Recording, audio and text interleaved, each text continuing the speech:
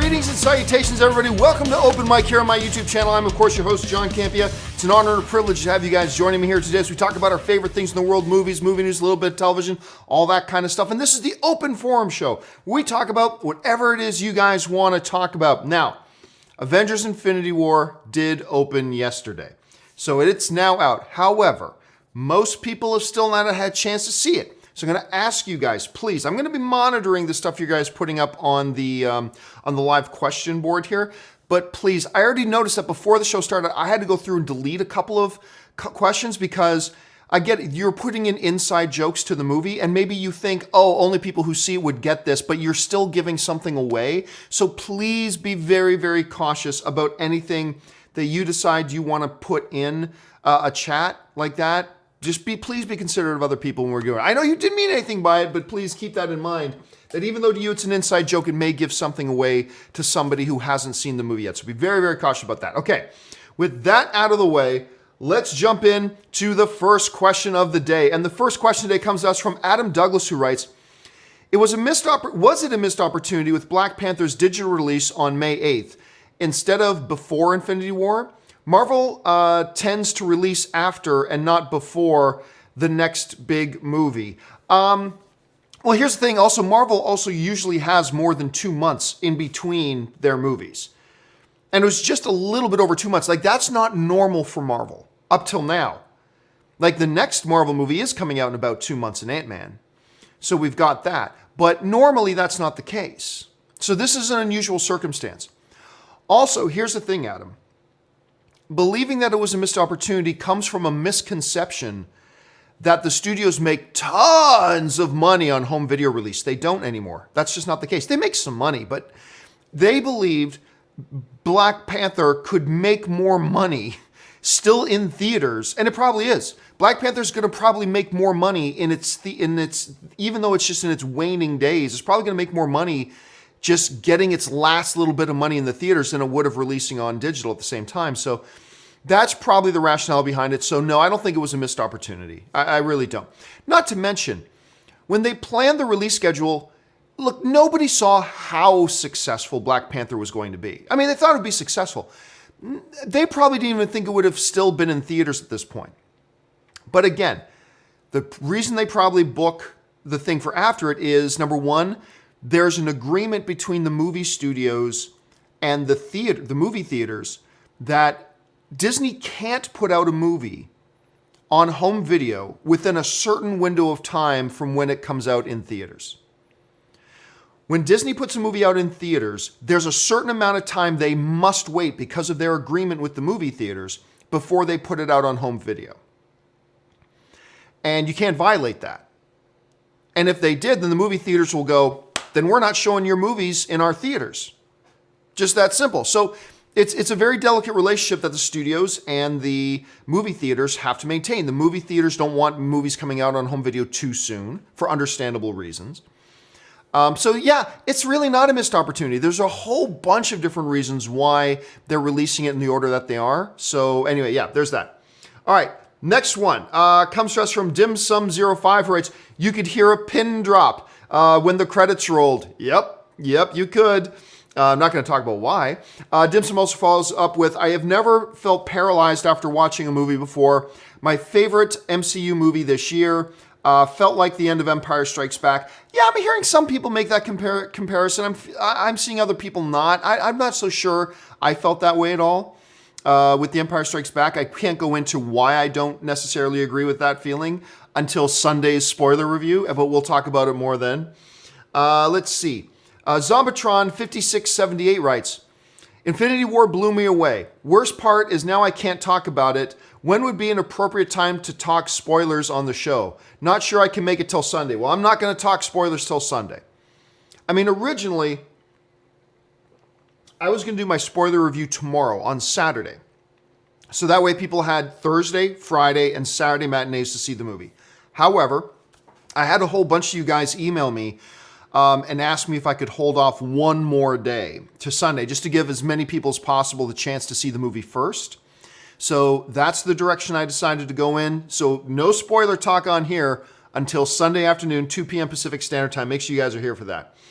Let's see. Curtis Lopez writes, Saw Infinity War last night. I'm shook. Yeah. Yeah. And you know what? It was pretty much coming out of the theater because me and Ray went to go see it again last night. And it was amazing hearing the audience gasp and howl and laugh and be in shock and all this kind of stuff all together. But coming out, the mixture I felt with the mood of the room was pretty much where I thought it would be. Most people loved it. Some people grumbling about it, like not so happy with it. But that's the subjectivity of film, right? That's going to be the case no matter what. So, but yeah, a lot of people were as you were putting it, Curtis, were shook. All right, next one. Comes to us from Curtis Lopez, who writes, if the DCEU heroes were part of the MCU, who would join whose side? Well, I'll just stick to the main ones.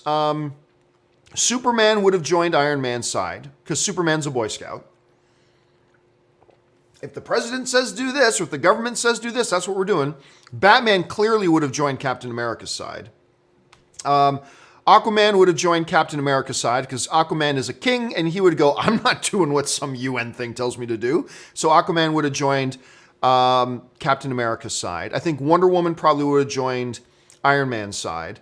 I think The Flash also probably would have joined Iron Man's side. Cyborg would definitely have joined Captain America's side. Yeah, so that's kind of how I see that.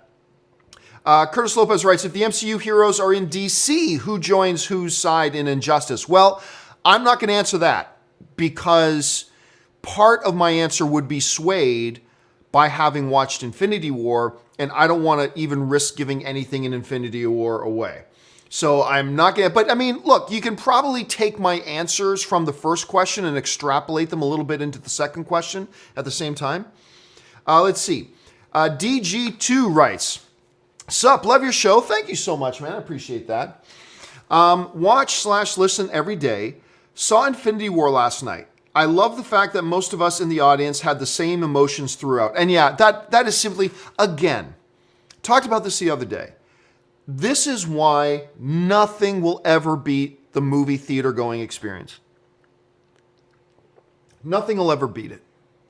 Nothing replaces that feeling when you're in a room with 400, 500, 200, 700 people, and you're all having this mass crowd reaction.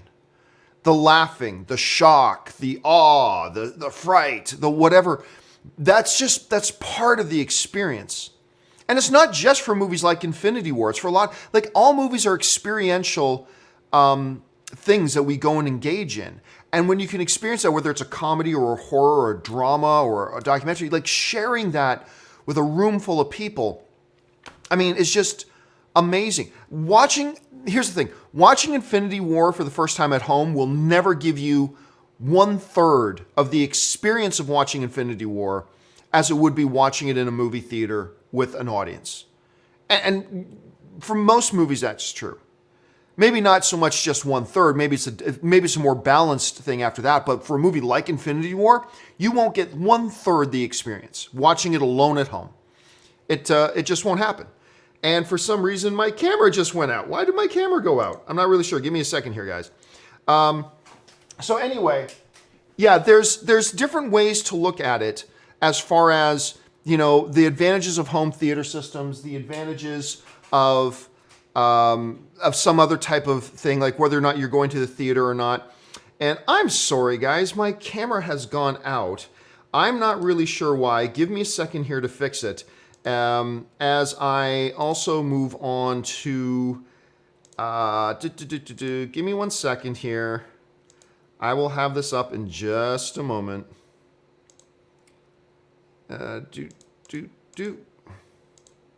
Okay, let me try this now.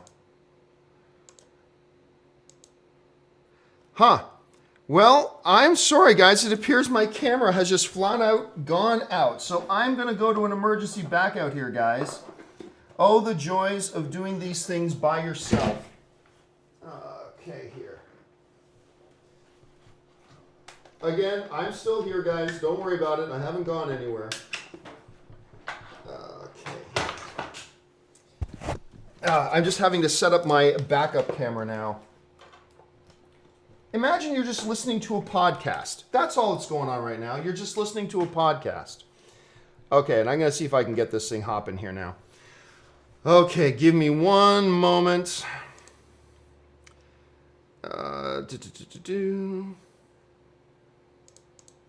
Okay, I think this might do it now. We'll see here in a second. Oh, look at that. We've got a camera. We've got a camera up and running.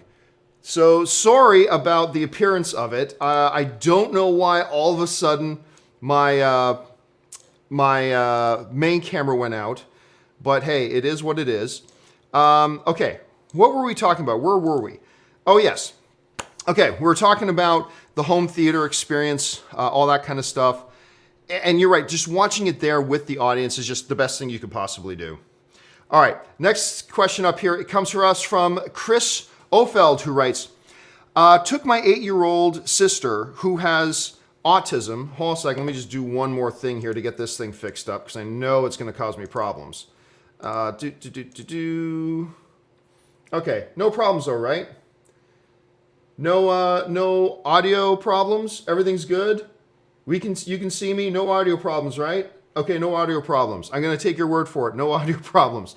All right, so let's get back to it then. So, took my 8-year-old sister who has autism to see Infinity War last night, and just seeing her face throughout the movie made it my favorite movie theater experience. I mean, again, yeah, it's part of the movie-going experience is the experience you have with other people. Whether those other people are complete strangers or whether those other people are somebody like your 8-year-old sister, that's part of the magic of it. But it's not just the magic of Infinity War, it's the magic of the movies.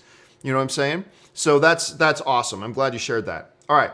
Sid Vicious writes, DiCaprio does take risks in subject/budgets and not in filmmaker/range. Actors will kill to work with Marty Quentin. If he takes risks, why doesn't he fail? Because he doesn't fail. Because he's that good. Like, every movie is a risk. And this follows up on a question from the other day that they asked, like, hey, Christian Bale takes risks. Why doesn't DiCaprio? And I said, come on, man. I find that ludicrous. DiCaprio, when you look at the subject matter of his films and the things he goes and engages in, they are risky. But he knows how to take calculated risk. He knows how to evaluate. Like, every risk you take is a calculated risk, right? You weigh your chances of odds. Risk means there's a chance of failure. Not that it's impossible to succeed. And Leonardo DiCaprio just really knows how to calculate out his risks. And then he knows how to work with people he trusts. But Christian Bale, like you brought up an example the other day of Christian Bale. Christian Bale has done the exact same thing. Like Christian Bale's latest movie, Hostels, right? Ooh, big risk. He worked with Scott Cooper, who just happened to direct Jeff Bridges to his Academy Award. Ooh, big risk. And he's worked with Scott Cooper before, so he already knows and trusts Scott Cooper. And again, Cooper, the director who directed Jeff Bridges to getting his Academy Award, his one and only Academy Award.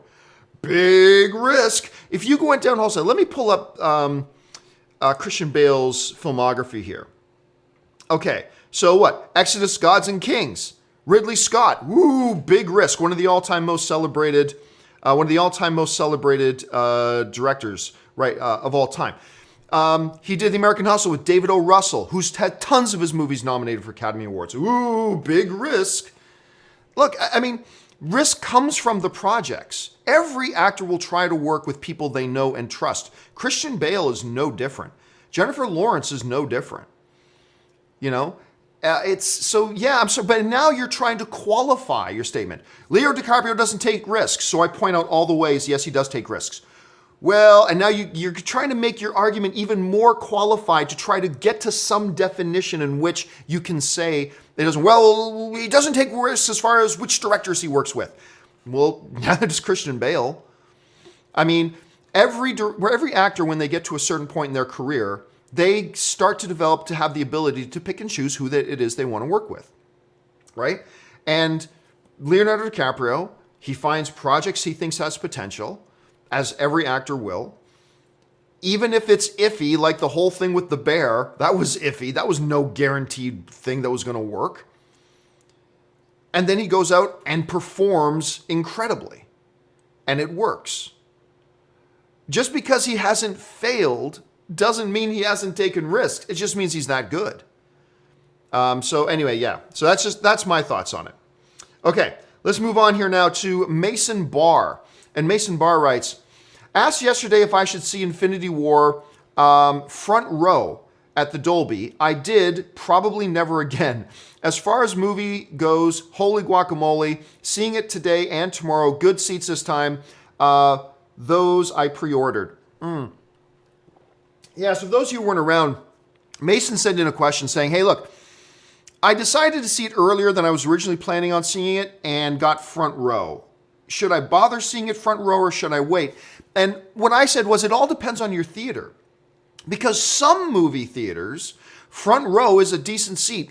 And I gave the example of the ArcLight cinemas in Hollywood where they have like a huge gap of space between the front row and the screen. Huge gap of space. So even the front row, even while the front row is not ideal, even the front row is a pretty half decent seat. There are other theaters that you can go into where the front row is not far from the screen. And it's just going to be a brutal experience. And even Dolby Cinema from Dolby Cinema is going to be different. Some theaters will have bigger gaps between the front row and the screen, others won't. So clearly, Mason, the theater you were in does not have that big of a gap. And that can make for a pretty bad viewing experience. It really can. I really wish more theaters would adopt hey, look, let's just take out the first two rows. Let's just take out the first two rows so that the front row is not a horrible seat. When you pay to get into a movie theater, there shouldn't be a horrible seat. Yes, some seats will be better than others. That's fine. But when you pay to come into a movie theater, there shouldn't be a horrible seat. There shouldn't be a seat where, hey, that guy paid us $12 to get in. Oh, I feel bad for whoever's got to get those seats because they're not going to have it. Those shouldn't exist, right? So I hope they kind of make some changes in that. All right, we move on here. David Benavides writes, holy shit, I'm assuming you're talking about Infinity War. Luna Comics writes, just got spoiled for Avengers Infinity War from a YouTube title with recorded footage of the movie. Oh, that's unfortunate. That's unfortunate. But see, now that the movie has opened, now is when just average fans everywhere can post spoilers. And it makes it far more treacherous. And there really isn't much you can do about it because there's going to be dipshits and assholes and pathetic losers who have nothing better to do with their lives and try to ruin things for people. Nothing you can do about that. Where I get really upset is with when news outlets, channels, and publications start publishing spoilers before movies even come out. That's when I get upset. That's what bothers me. So, but yeah, it's unfortunate. The fact of the matter is once the movie comes out, people are going to be rushing to spoil it. So you got to be really, really careful, especially after the general public can see it. That's when you got to really be careful. Rakuz writes, John, saw Infinity War yesterday. Not going to mention any spoilers, but wow, just wow. There were so many insane moments in that movie. Infinity War made my top 3. Well, I'm glad it made you. Yeah, I have some issues with the film, but overall it is a tremendous experience. I mean, what the Russo brothers were able to accomplish was crazy impressive. You know, the things I criticize the movie for is too much going on at times, and you can just feel, and there are consequences of that, and you can feel that there are too many characters. And the consequence of that is there's no real character development with any of the characters. And there's no characters other than maybe Thanos and maybe Thor, but that you ever feel you spent enough time on. But I don't know that any director could have taken that and done a better job with it than the Russo brothers did. It was an impressive feat what they did. It really is. Okay. Alan D'Souza writes, bootleg spoiler vids on recommended. Be wary. Yeah, I've heard about that. The people going on their YouTube channel and, you know, you all got the recommended list there and there are actually spoiler videos in there with spoiler titles. So again, once the movie opens to the public, you got to be careful because every moron with internet access can post spoilers now. So you got to be really, really careful once the movie actually opens. Let's see here. Bomb Squad writes, do you think Infinity War lives up to the hype? Well, it lived up to my hype. I mean, I was not expecting it. Like, to me, I've always said, look, Infinity War could be a giant bag of crap. I'm expecting it to be very good. And so it lived up to that. Does it live up to the excitement? Yeah, because this is an exciting movie. It's a good movie. Did it live up to the hype of people saying, this is going to be the greatest movie of all time? Well, not many people were actually saying that in the grand scheme of things. So in general, yeah, it lives up to the hype. It's a great movie. It's a great movie-going experience. So I believe it lives up to the hype.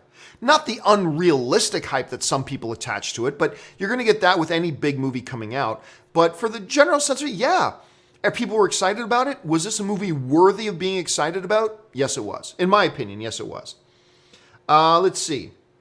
If you could redo an MCU character, who would it be? If I could redo an MCU character, who would it be? Maybe Vision. Maybe Vision. And I say that with Infinity War notwithstanding. I'm not taking Infinity War into that equation. But even then, I kind of like what they did with Vision. I'm kind of happy with what they did with Vision. So anyway, yeah. Okay, Alan D'Souza writes, John, your anti-spoiler appeals went unheard. Well, I'm not sure about that. You know, hold on a second. Let me check something here. I gotta be careful here. Let me just see what I can do. This might be very bad here. Okay, so, all right. You know what? I'm looking at one predominant YouTube channel that is kind of notorious for putting out spoiler reviews before a movie comes out. And I'll say this.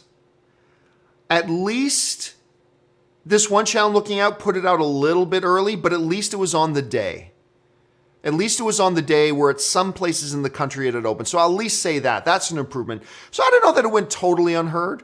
I mean, look, all we can do is keep asking fellow film fans to be courteous.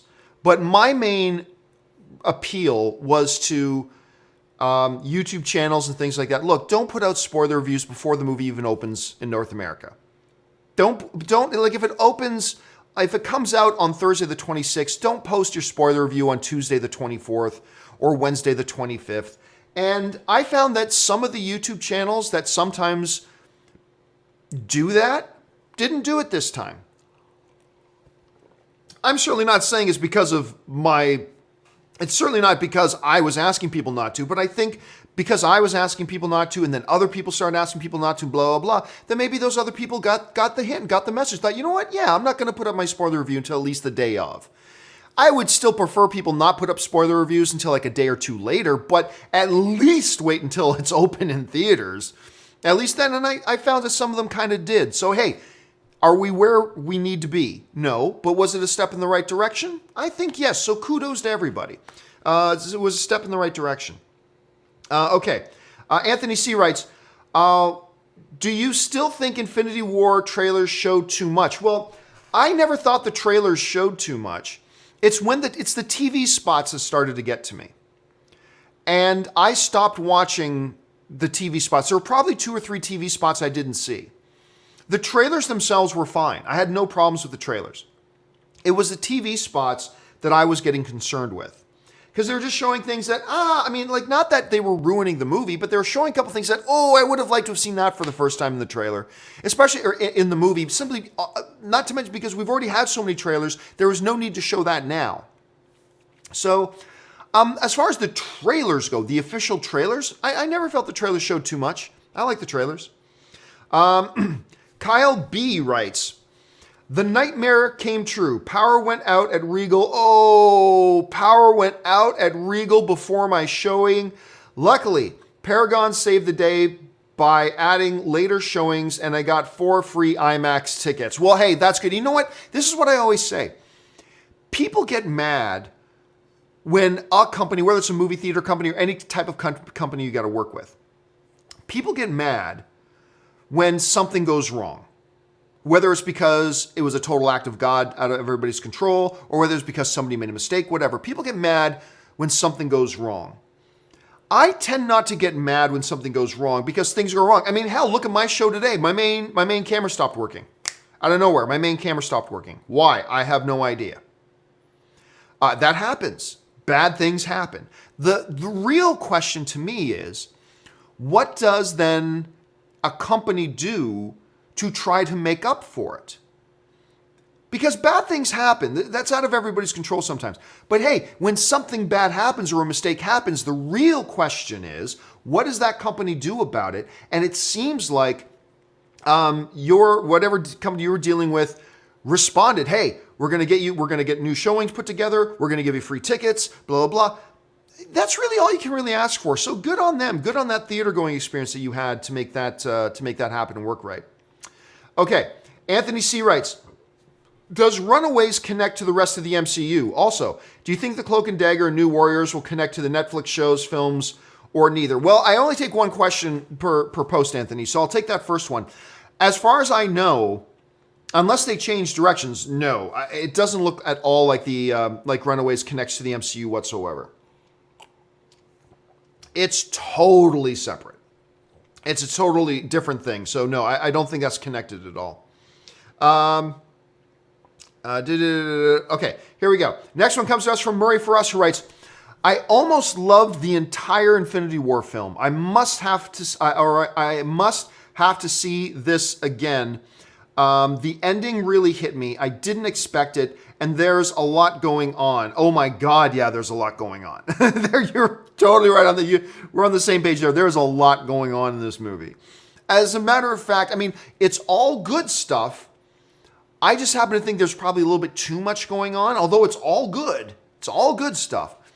But yeah, I mean, look, if a film's big problem is that they're giving me too much good stuff, I can live with that problem. It's still a problem, but I would rather live with that kind of problem than other types of problems that movies give you. You know what I'm saying? So yeah, I mean, it is one of those films that you just got to see it again. And I did see it again last night, and I got to see it again. Actually, as we speak right now, Anne's going into her next screening of it as well, because Hasbro has a company screening of it today. So she's probably walking into that screening right now. But yeah, it's definitely one that you got to see several times, I feel like. Let's see. Murray For Us writes, thank God Avengers 4 is coming out next year, because if it were a pre-Disney Star Wars movie, we would wait 3 years for the next one. This one has Empire Strikes Back written all over it. I can see why some people are saying that. I can see why. I don't necessarily agree, but I can see why people would look at this movie and feel that way. I do. Again, I don't have the same thing, but yes, thank God this movie's coming out in 1 year. And look, and everybody's forgetting, we've got 2 other Marvel films coming out between now and Avengers 4. We got Ant-Man and the Wasp coming in 2 months. By the way, now that Infinity War's in theaters, believe me, in the next, say, week and a half or 2 weeks, you are going to see Disney start to put the pedal to the floor on their Ant-Man and Wasp marketing. Because now that movie's like 2 months away. They've wanted to keep all the attention on Avengers Infinity War. Totally the right move. Totally understandable. But yeah, we're going to see them go balls to the wall crazy now on their Ant-Man and the Wasp marketing for sure. Let's see. Murray For Us follows, I'm scared of Thanos. Easily, to me, no questions asked. The best villain the MCU's ever had. And I believe, I stand by this. I said it in my review. I stand by this. The character of Thanos, as given to us in this movie, there's an argument to be made. I'm not saying definitively, but I'm saying there's an argument to be made that he may be the best comic book villain, period, not just in the MCU. And yes, I'll include Heath Ledger's Joker in that discussion. Now, a lot of people going around misquoting me. I said that in my review. People saying, Campea is saying Thanos is better than Joker. No, but I'm saying I believe the character is so good in this movie. How much depth there is to this character, how many layers there are to this character, how many dimensions this character has, and how it's overall portrayed to the audience. There is an argument to be made, that at least there needs to be a discussion, that Heath Ledger's Joker and this Thanos there's a discussion to be had as to which one's better. They're both magnificent, clearly. And I won't poo-poo on anybody who goes Joker over Thanos or Thanos over Joker. I'm just saying it's so good, this character. It's worth having the discussion over. The movie has some weaknesses, and none of them have anything to do with Thanos. I mean, that's for sure. Okay, let's see here. Okay, now you notice today, guys, that I only have the chat questions going up to here. That's because all the questions down here, because the movie's out, I am actually scanning the next questions coming up. I don't normally do that, but because of potential spoilers, I am scanning questions before I bring them up onto the screen. That's just what I got to do right now. All right. Rakuz writes, John, if a Transformers reboot happens and people are annoyed about no Peter Cullen, could they just pick another Prime, for example, Rodimus, Sentinel, etc.? Oh, no, that's no. That's ridiculous. That's ridiculous. Number one, 95% of the audience that goes to see Transformers movie, you could say, hey, what do you think of Peter Cullen? And they'll have no idea who you're talking about. That's just a reality. And that's no disrespect to Peter Cullen. If you've watched me since my movie blog days, you know how much I love Peter Cullen and how much I love his voice being associated with Optimus Prime and all that kind of stuff. Absolutely. However, the fact of the matter is, most of the movie-going audience wouldn't notice or care. They might notice, but it wouldn't be that big of a deal to them. There is a small segment of people who totally know who that is, totally listen to that voice as Optimus Prime ever since whatever. But listen, you don't change your movie because of the talent. All right? Characters are there to serve the movie. And actors are there to serve the characters. Characters are not there to serve the actors, and the movie is not there, the story is not there to serve the characters. Performers serve the characters, characters serve the story. And you don't go, oh, well, we can't use Optimus Prime now because we can't get Peter Cullen to do the voice. That's nonsense. That's absolute nonsense. Look, if you have an idea for Rodimus Prime, but I've always hated Rodimus Prime, but if you wanted to use a Rodimus Prime or a Sentinel or an Ultra Magnus or something else along those lines, then fine. If that's what your story idea is and that's the direction you want to go, then great. That's wonderful. But, I mean, if the story you got is an Optimus Prime story, you don't go, oh, well, maybe we shouldn't use Optimus Prime because 3% of the audience might not like the fact that it's not Peter Cullen's voice. You can't do that. You can't do that. That's definitely not the way you do it. Groot writes, I am Groot. Guys, seriously, how many ways can I tell you, please do not give spoilers? Look, I appreciate where you're coming from, Groot. I do. But there's probably about 3% of the people in this chat board who do speak Groot, and you just gave away a major spoiler. It's really inconsiderate, and I think you're a jerk for doing that. I mean, you just basically gave away the last 15 minutes of the film. I mean, unbelievable. Unbelievable. For those of you who don't speak Groot, feel lucky. Because believe me, he just gave something really major away. Really major away. Okay, we move on now to Luna Comics. And Luna Comics writes, Iron Spider. I'm wondering how many people out there are thinking I was being serious. Iron Spider writes, Iron Spider the movie in 3D got spoiled by Forbes. Spoiler alert, Supergirl wins. Yes. Damn it. I mean, this is so much. There's so much in that one question. There's so much in there. Iron Spider the movie. By the way, I still don't like Iron Spider. I've had a bunch of people ask me, hey, John, what do you think of Iron Spider now that you've seen Infinity War? Still don't like the idea of it. But that's just me. And spoiler alert, Supergirl wins. So, now people are just trying to trigger me. Get me upset. Okay, let's see here. Okay, let me move on. Tennis Flauto writes, do you see Gabriel? We had the big jump. Sorry about that, guys. Let me back up. Okay, here we go. Tennis Flauto Mendoza writes, you see Gabriel Union's trailer for the new movie Breaking In. What are the chances she says bring it on in the movie? Wouldn't that be something? Yeah, and you know what? I like the Breaking In trailer. I mean, I know not everybody does, and that's fine. As long as I'm thinking about the right one. Hold a second. Let me just double check. Let me just make sure it's the right one. Yes, it's the right one. Okay. So, I like the trailer. I like it. I mean, they've been around for a while now too. Having her say "Bring it on," yeah, why not? I mean, sometimes like little callback things like that are a little bit too on the nose, but I even get the feeling in this type of a movie you can do it. And look, it's the type of line that I bet if they throw it in the movie, that there's going to be a big chunk of the audience, because it's such a natural line to say in a movie like this, just bring it on. I mean, right?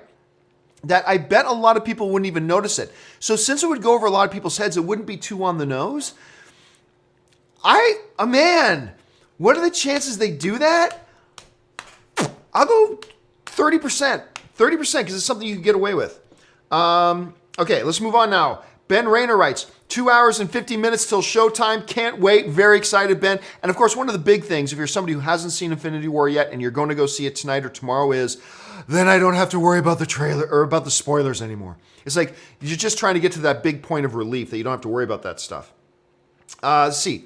Micah T writes, Infinity War was amazing in my opinion. Thor has become one of my favorite characters, and my Soulstone prediction couldn't have been more wrong. So happy. Yeah, you're hearing a lot of breaking hearts now that people are seeing, because so many Infinity War predictions were so wrong. Some were right, some were wrong, but you're getting that broken heart thing. But it's such a great experience. And you know what? I think I actually enjoyed it more the second time I saw it. And you know me, Thor has always been one of my favorite characters in the MCU. Actually, besides Cap, I think Thor is my favorite character in the MCU, besides Captain America. And that was going into the movie. So yeah. Okay. Luna Comics writes, what did kids say to Superman? I mustache you a question. Clever. John Kelly. Let's see here. Hey, John, new subscriber in the UK. Well, thanks so much, John. Good to have you on board with us. Watched Infinity War yesterday morning and really enjoyed the relative silence and enjoyed the ride. Hey, look, yeah. I mean, if you got to see it yesterday, that's great. I just loved it. If you meant silence, like just that your audience stayed silent, I'm not quite sure what you mean by that. But yeah, it is a hell of a ride of a movie. There is so much going on, so many ups and downs, twists and turns. Like it does. It really watching this movie feels like you're on a roller coaster ride. I think that's a really fair way to put it. Okay. Okay, here we go. Next one. AV Towns writes, would you agree that Spider-Man should be considered as one of the most revolutionary superhero movies, since it is the first movie to ever cross 100 million opening weekend at the box office? I don't see how making money equals revolutionary.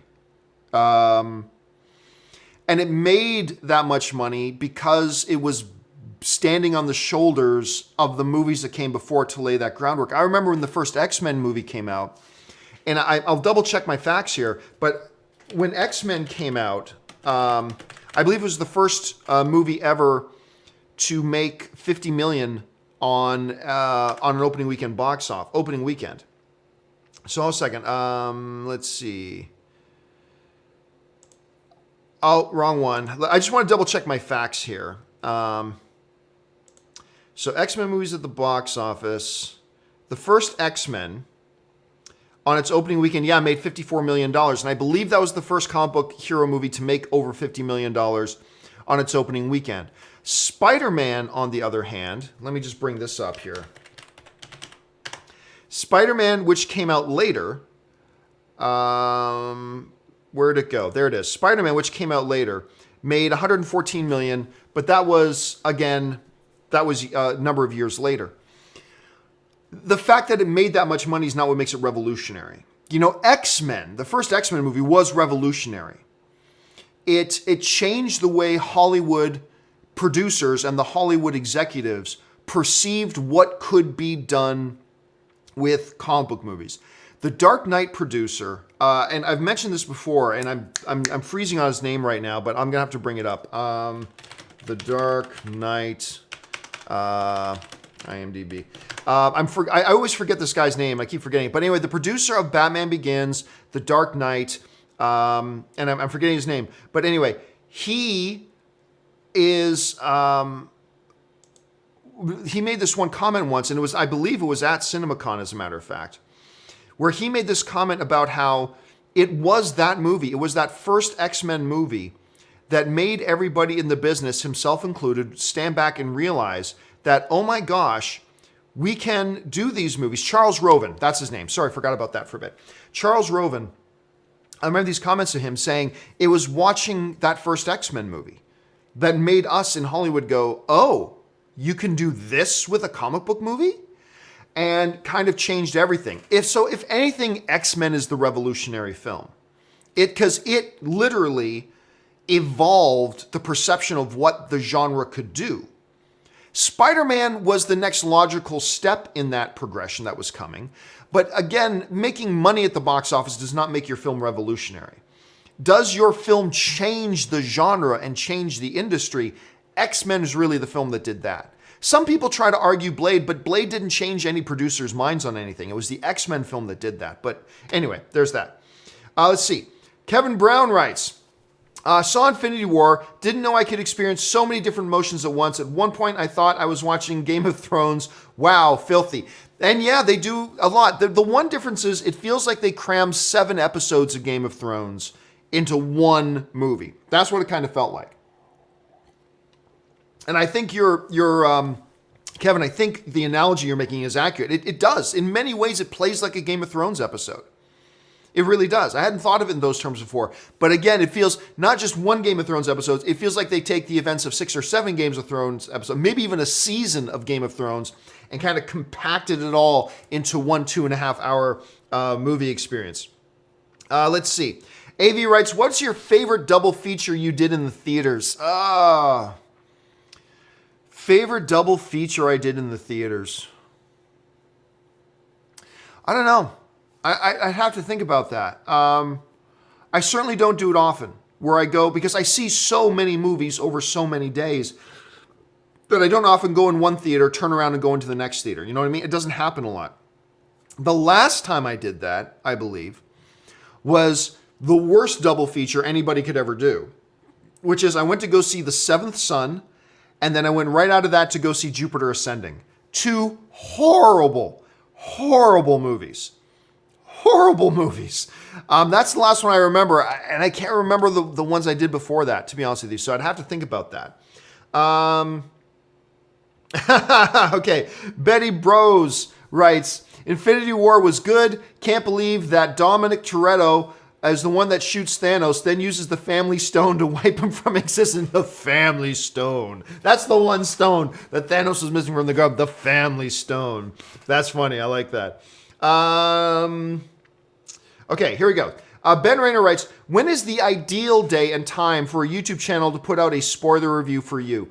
Well, I mean, at the very bare minimum, when it opens in theaters. That's the bare minimum.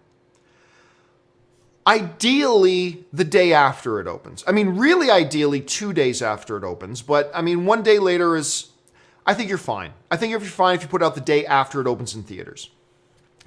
I don't think you're committing a crime if you put it out the day it opens, because at least you're waiting till the day it opens. But I would say better would be the next day. Ideal would be the day after that. I'm waiting 1 extra day on top of that just because I had my audience ask me for it. So I believe, it's ideal to put it out on Saturday. It's okay if you put it out on Friday and it's just, all right, I'm not going to call you names for putting it out on Thursday, so because at least you waited till the day it opened in theaters. So that's kind of how I see it. But hey, that doesn't mean I'm right. That's just how I feel about it. I mean, other people may look at it different ways and have a different way of looking at it. Just because I feel that way, that doesn't mean it's the right way to do it. That's just how I feel about it. That's all. Let's see. Hold a second. I'm just trying to read over the question here. Okay, you know what? Sorry. My apologies to Ghostface 1999, but I cannot use your question just because it's just, you're alluding to too much, so I need to move past your question. Sorry about that. Let's see here. I'm just going to get the next question set up. Okay, here we go. Bringing up the questions again. Harsh writes, Loved Infinity War. Have seen it 3 times already here in Sydney. Will miss the spoiler discussion since I will be at work. Why are you going to work when the Infinity War spoiler discussion is? Look, talk to your boss. Your boss will understand. You say, boss, I will come to work, but I'm going to be late, or I got to leave early, whatever. And you say, well, you can't leave early. John Campea is doing the Infinity War spoiler review. Your boss will go, no problem. I got it. No problem. Go ahead. Just talk to your boss about it. I'm sure your boss will be fine about it. Okay. Trevor Johnson writes, oh my God, Infinity War ending. I'm so amped for Avengers 4. I can't wait. Yeah, you and a lot of other people, dude. Okay. Just one again. I'm just trying to. Okay, here we go. Samuel Pole writes, I don't know how I feel about this movie. As a fan of the MCU, I liked it, but I don't think it'll have the same success as Avengers, a movie that had no required reading to fully enjoy. And you make a point, but that's not stopping anybody from going to see it. Like, I agree, to fully enjoy this movie, you should have seen all the other MCU movies. Yeah, not necessarily all of them, but at least most of them. But I still believe this is a movie that is set up in such a way that even if you go in cold, you can pick up on what's going on fairly quickly. But I do agree to fully get all the nuance, especially one or two of Rocket Raccoon's jokes. To fully get all the nuance, you will be in a better position to catch all that stuff and enjoy all that stuff if you've seen the majority of the other films. Absolutely. But I still think it's something that people can walk in cold and watch. I really do. Why I feel that way, I obviously can't go into that because I would be giving away spoilers. But I do feel that people can do that. Let's see. Next one comes to us from Raymond Verata, who writes, what movies draw cosplayers out? None last night. Yeah. You know what's funny? Here's the thing. I often talk about how there are no downsides to pre-assigned seating. There is nothing but benefit. Nothing but benefit to pre-assigned seating. Last night, I realized one benefit of not having pre-assigned seating, and it's this. Ray and I walked down to the AMC Burbank 16, and you have to understand, AMC Burbank 16 is in this little shop square, right? And where there's just a big boulevard where people can walk, and no cars, just a big boulevard for people to walk and stuff like that. And Ray and I were both there at the AMC Burbank 16 when the first Avengers came out. And when you arrived there at the area, it was packed with people. There were like 18 lineups covering every square inch of that boulevard. Because at the time, that theater did not have pre-assigned seating. So you had to get there early and get in line and stand in line and wait. And every single theater had its own line. And almost like every single showtime, like here's the theater 1 7 p.m. line. Here's the theater 1 9 p.m. line. Here's the theater 1 a.m. line. And then so you had like 500 lines going on, all packed with people. This huge celebratory atmosphere. It felt like an NFL game tailgate party. And tons of people cosplayed. Now, theaters still let you cosplay, but you cannot cover your face. Totally understandable why. So you can't wear a mask and you can't cover your face up with face paint, and I get that, and I agree with that rule. I do. You also can't bring in prop weapons. I agree with that. But still, people can be very creative with their cosplay. When Ray and I arrived last night to watch Infinity War, there was nobody out there. Because it's all people didn't have to show up 4 hours early because you had your pre-assigned seat. Now, the benefit of that far outweighs that one moment every 4 years where people will stand up. But I will say that I did see some people cosplaying last night. Not many, though. Not many. Nowhere near as many as cosplayed for the first one through. Star Wars movies still seem to be the one where more people will cosplay. Because I remember being there opening night for The Force Awakens, opening night for The Last Jedi, opening night for Rogue One, and just tons of people in cosplay. So, seems like so. But even then, I don't see as many, still a lot, but not as many cosplaying as they did for previous films. But yeah, I agree. I didn't see a whole hell of a lot of cosplayers last night. Okay, next up, TJ Thomas Wright. Happy Rusev Day. Thank you, and happy Rusev Day to everybody else out there, too. I hope you have a wonderful Rusev Day with you and your family and friends. Unless, of course, Undertaker buries Rusev in the casket match today. Hashtag greatest Royal Rumble. Is the Royal Rumble today? This is how I don't pay attention to wrestling all that much anymore. Like, I'll watch WrestleMania, and I'll watch, like, SummerSlam, and maybe one or two others. I didn't even know the Royal Rumble was today. So there you go.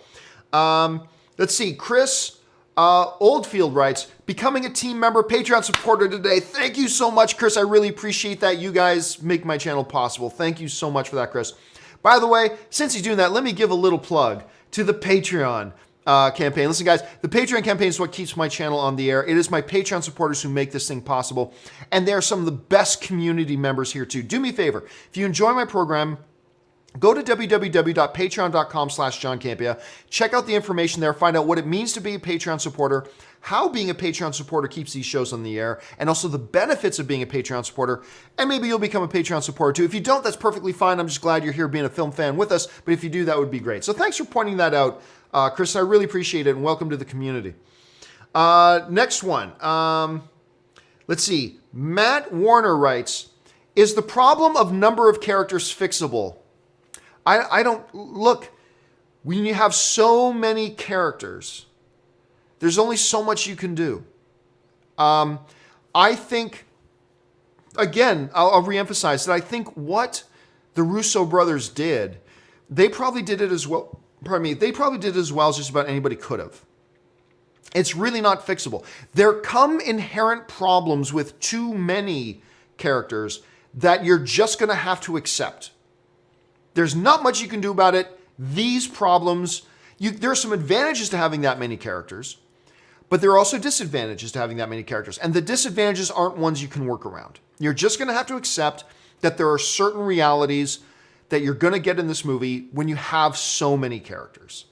And so, no, I don't think it's fixable. All I think you can do is try to make everything else around it as good as possible and make the advantages of so many characters as good as possible to mitigate the drawbacks of the too many characters problem. But you can't eliminate those problems. They're going to be there no matter what.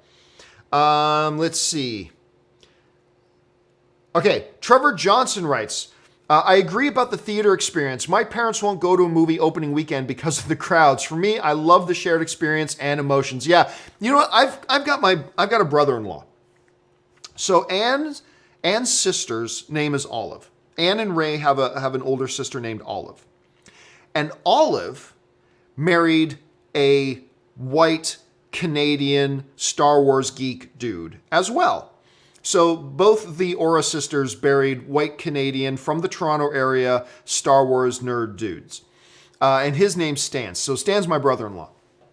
And Stan, I don't understand Stan. And Stan it's also really funny because, you know, Anne's short. Olive is shorter than Anne. And Stan is like 6'7". I want to say 6'7". Anyway, so seeing him standing beside Olive is hilarious. But anyway, and he's also a bodybuilder, and he was a full ride scholarship U.S. college basketball player. He came to the U.S. to play basketball. Anyway, so I do not get my brother-in-law. I don't, because like Star Wars is opening, like the last Star Wars, Last Jedi, and this happened for Rogue One as well, and it happened for The Force Awakens. So obviously, I get to go see press screenings and everything earlier. Fine. But I still buy my tickets for opening day right away. So for The Force Awakens, Rogue One, Last Jedi, like, you gotta understand, Stan loves Star Wars. He's a Star Wars freak. And like I'll say, Ann and I will call him and Olive and like, hey, we're gonna get tickets. We're gonna get tickets. Nah, man, I'll wait a few weeks. Why? I just don't like crowded theaters. It's pre-assigned seats. Now, it's not like the old ancient days where you had to go early and stand in line and fight for a seat. We'll have a pre-assigned seat. The crowds won't be a problem. You'll just be able to walk right in and sit in your seat. I don't know, man. I just don't like crowds. I'll wait till next month and I'll go see it. Oh my God. So I don't get it. I love my brother-in-law, but I don't understand him at all when it comes to that stuff. So I get your pain, Trevor. I get your frustration with that because I experience it all the time too. This Tinas Vlado writes, open mic turned into an audio only show for a bit. Yep. I mean, hey, that's Part of the thing when you're doing it by yourself, sometimes things go wrong. Back in some of my old shows, I had like 2 tech guys, other staff around, doing lights, can fix any problem that comes up, blah, blah, blah, blah. When I'm doing it by myself, it is me doing the graphics, doing the camera, doing the lighting, trying to read questions. It's all just me, and sometimes things go wrong. So, there you go. I'm doing the best I can though. Yes, I agree with this. So Yang Knirich writes, "Hey John, just saw the Infinity War showed the Venom trailer. It got the biggest reaction from the audience. This trailer has got me hyped, and I wasn't before." Yeah, I agree. Same thing with us last night. The Venom trailer played in front of Infinity War, and I was shocked how big the reaction to it was. I much like the first Solo trailer. Like when the first Solo trailer played in front of Black Panther, I thought the first Solo trailer, I think the second Solo trailer is great, but I thought that first Solo trailer was okay. I thought it was all right. And then it played in front of Infinity War, and the audience went nuts for it. Same thing happened to us last night with Venom. It got the biggest pop out of any of the trailers, was that Venom one. So, yeah, so we had the same experience, man. So that happened to us too. Let's see. Jake C. writes, "What kind of reception would it receive if Avengers Infinity War came out with no MCU prior?" Well, I mean, that's kind of a moot question. Because by nature, Infinity War is... By nature, this movie is a continuation story. This movie doesn't exist without the previous films. So that's kind of like saying, what kind of reception does Return of the Jedi get if Star Wars and Empire Strikes Back didn't exist? But it is that. That is by its DNA and its nature. That is what it is. It is the logical next step of that pre-existing franchise. So it's actually kind of a moot question. Like, I get what you're asking, but it's a moot question because by DNA encoding, that's what Infinity War is. It is the summation up till this point of what the MCU has been. To say, that's like saying, hey, what would the top rung of this ladder be if none of the other rungs in the ladder existed? Well, then it would just be a stick. Because by nature, it is the top rung of a ladder and built upon everything that comes before it. You can't look at it in any other terms. So, I can't even answer the question, Jay, because I just think by DNA, it just can't even be addressed that way. Let's see. Chris Oldfield writes, "Thoughts on the Browns taking Mayfield #1 instead of Sam Darnold, and the Kansas City Chiefs are the best team to ever team." I don't know what that means, best team to ever team. I'm a fan of the Kansas City Chiefs. I'm a fan of the Kansas City Chiefs. Partially because I just, when Andy went over there to coach, and I was a fan of Andy, and I'm also a fan of Alex Smith. I know a lot of Kansas City Chiefs fans aren't, but I am. And I thought, when Alex Smith went over to the Chiefs, I thought, and I said this publicly, and everybody gave me crap about it, but it proved to be true. I said the San Francisco 49ers kept the wrong guy. I didn't dislike Colin Kaepernick, but Alex Smith was the superior quarterback. He was clearly the superior quarterback. He protected the ball. He moved the ball down the field. Blah, blah, blah. Yes, Kaepernick was the flashier, more athletic quarterback, absolutely, but Alex Smith was the better quarterback. And that got proved. He went to Kansas, and they had great success in Kansas. And I think he's going to succeed wherever he goes. I think Alex Smith is an underrated quarterback. I really do. Anyway, and I said from day one. So I don't know how I feel about the drafting, partially because I don't really follow U.S. college football. I'll watch bowl season, but because I don't really watch U.S. college football, I can't really comment too much on it. All right, guys. I have run out of time. Listen, if you sent in a live question and I didn't have time to get to it, don't worry. I'm going to take it. We didn't have a companion video today because we didn't have enough questions kind of stocked up. So now we will. I'm going to take all the questions that you guys have sent in that did not get addressed on the show, and I'm going to put them in with the show, with the leftover questions from yesterday, and we're all going to be in the companion video tomorrow morning. So don't worry about it. If you sent in a live question here, here, I should say, it will get answered. So don't worry about that. All right, guys, that will do it for me for today. Hopefully by this afternoon, I'll have my camera issues all fixed up and we'll be ready to go. My name's John Campea. Thanks so much for joining me. And until next time, bye-bye.